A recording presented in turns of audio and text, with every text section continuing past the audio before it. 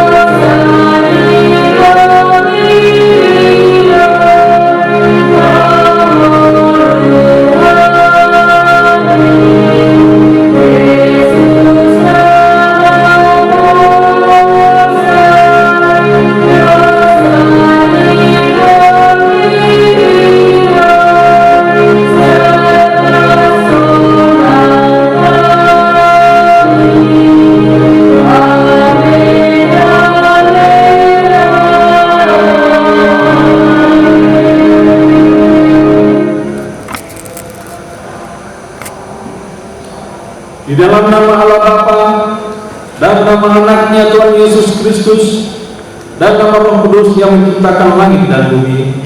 Amin. Dalam pekan suci ini, ketika Yesus merasakan penderitaan yang paling pahit, gereja mengundang kita untuk datang ke Bukit Golgota dan mengikuti jejak Sang Penebus untuk memikul salib dengan rela bersamanya, untuk menghasilkan hati yang mau menebus dan mengampuni dan untuk mati bersamanya. Melalui salib, keselamatan, kehidupan dan kebangkitan kita peroleh. Inilah waktu memeriksa diri, baiklah kita menjalaninya dengan berdoa dan permohonan pengampunan dosa dan salah. Hingga pada hari kebangkitan kita turut dimuliakan di dalam Tuhan. Kasih setia Allah selalu besertamu. Mari kita berdoa. Ya Bapa kami yang di surga, kami sampaikan puji syukur dan terima kasih kepadamu karena Engkau menyerahkan anakmu yang tunggal itu ke dalam kuasa dosa dan maut, supaya kami jangan binasa tetapi beroleh kehidupan yang kekal. Tuhan Yesus Kristus telah menjadi kekudusan dan kebenaran kami.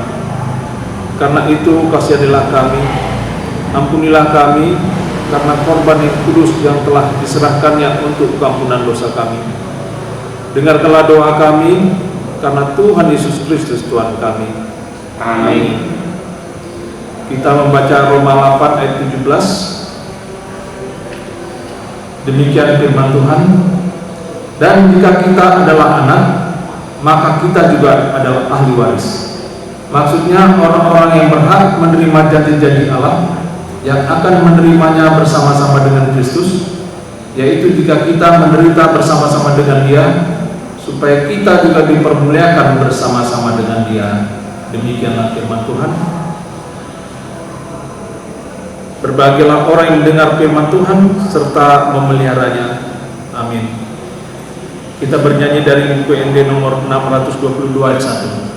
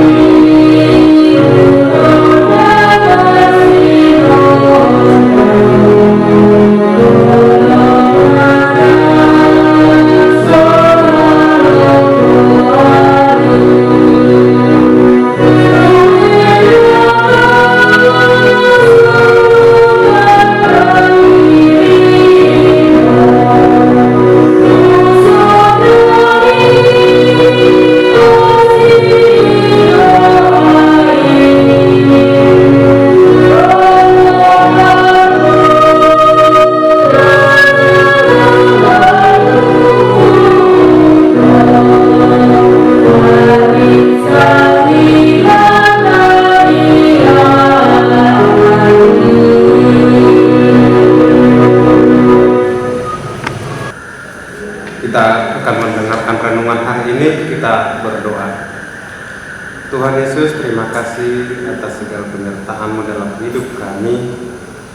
Tiba saatnya Tuhan, kami mau mendengar firman Tuhan, supaya Engkau membukakan hati kami agar kami mengerti maksud dari firman-Mu, dan kami mohon Tuhan menguatkan kami untuk melakukannya dalam hidup kami. Dalam Yesus Kristus kami berdoa. Amin. Renungan untuk kita hari ini diambil dari Lukas 23 ayat 22 sampai 23. Demikian firman Tuhan.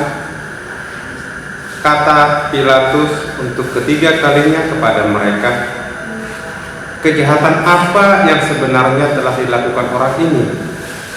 Tidak ada suatu kesalahan pun yang kudapati padanya yang setimpal dengan hukuman mati. Jadi aku akan menghajar dia lalu melepaskannya." Tetapi dengan berteriak mereka mendesak dan menuntut supaya ia disalibkan, dan akhirnya mereka menang dengan teriak mereka. Demikian firman Tuhan. Bapak, Ibu, dan Saudara, tema untuk kita hari ini menang dengan teriaknya. Kita tahu bahwa ada salah satu prinsip demokrasi yang berkata bahwa suara rakyat adalah suara Tuhan. Vox populi, vox Dei. Hal ini sebenarnya tidak bisa dijadikan suatu generalisasi dan harus diuji lagi untuk setiap kondisi. Sebagai contoh, dalam konteks rakyat Yahudi yang menghadap Pilatus ini, apakah ia suara rakyat yang datang adalah suara Tuhan?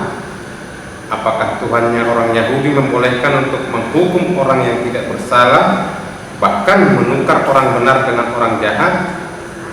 Di situ tampak kualitas hidup orang Yahudi yang pada waktu itu mungkin berada di salah satu titik terendah, karena berani menukar keadilan, karena para pemimpinnya iri hati dan terancam dengan kehadiran Tuhan Yesus di tengah-tengah mereka. Menanggapi respon rakyat tersebut, Pilatus mencoba untuk melepaskan Tuhan Yesus karena sebagai pemimpin, ia tahu betul hukum Romawi yang berlaku pada saat itu. Namun rakyat dengan suara lebih keras berteriak, "Salibkan dia!"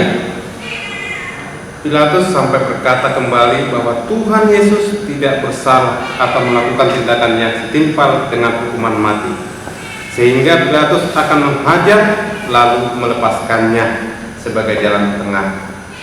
Namun demikian, rakyat tetap hukum dengan aspirasinya, dan dengan berteriak mereka mendesak dan menuntut supaya Tuhan Yesus disalibkan. Bapak, Ibu, dan Saudara, kita bisa membayangkan kondisi di depan istana Pilatus mungkin sudah sangat keos. Ada banyak orang Yahudi berkumpul di depan istana Pilatus dan mengaku sebagai perwakilan rakyat, lalu berteriak meminta Tuhan Yesus disalibkan. Pasukan Romawi yang menjaga istana Pilatus juga sudah kalah jumlah menghadapi kumpulan orang tersebut. Suasana menjadi semakin tegang. Pilatus takut jika terjadi kerusuhan di Yerusalem yang bisa berdampak pada jabatannya sebagai gubernur Yudea. Dan Alkitab mencatat bahwa pada akhirnya kumpulan orang banyak tersebut yang mengaku sebagai mereka yang mewakili rakyat Yudea menang dengan teriakan mereka. Pilatus kemudian mengabulkan tuntutan mereka dan membebaskan penjahat Barabas. Tetapi Yesus diserahkan kepada para pemimpin Yahudi untuk diperlakukan sesuai dengan keinginan mereka. Saat ini kita belajar bahwa masih ada orang di dunia ini hingga sekarang yang sering memaksakan kehendaknya dengan mengatasnamakan kelompok atau golongannya. Semakin banyak anggota kelompok mereka, maka semakin besar suara mereka, dan mereka merasa bisa menekan orang-orang tertentu dengan teriakan mereka. Oleh karena itu, jangan bangga jika kita bisa menekan orang lain karena anggota kelompok kita banyak. Jangan bangga jika kita bisa memutarbalikkan kebenaran hanya karena kita bisa menekan pengambil keputusan dengan teriakan kita atau kelompok kita. Suatu saat nanti kita harus mempertanggungjawabkan perkataan dan perbuatan kita pada hari penghakiman. Jika hari itu tiba, sanggupkah kita berdiri di depan Tuhan Yesus yang bertindak saat kita mendapat pujian darinya dan masuk ke dalam kemuliaan kerajaan surga yang kekal? Ataukah kita justru akan dibuang dari hadapannya ke dalam lautan api yang kekal? Pilihan kita di bumi akan menentukan nasib kita di kekekalan nanti. Amin. Kita berdoa. Ya Tuhan Yesus, seperti Pilatus, kami sering menyalahkan orang lain atas dosa kami. Melalui pengorbanan-Mu, kami mengakui kesalahan dan dosa kami, sebab Engkau telah menebus dosa kami. Amin.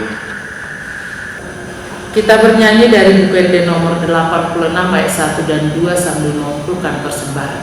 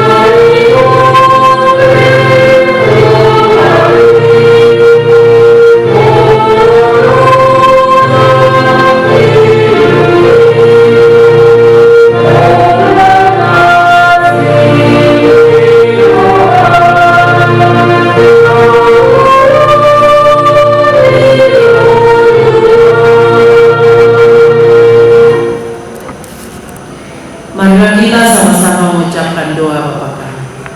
Bapa kami yang di surga, dikuduskanlah namamu, datanglah kerajaan-Mu, jadilah kehendakmu di bumi seperti di surga. Berikanlah pada hari ini makanan kami yang secukupnya, dan ampunilah kami akan kesalahan kami, seperti kami juga mengampuni orang bersalah kepada kami. Dan jangan membawa ke dalam pencobaan, tetapi lepaskanlah kami daripada yang jahat, karena Engkau yang punya kerajaan dan kuasa dan kemuliaan sampai selama-lamanya. Amin. Anugerah Tuhan kita Yesus Kristus, kasih setia Allah Bapa, dan persekutuan dari Roh Kudus kiranya menyertai saudara sekalian.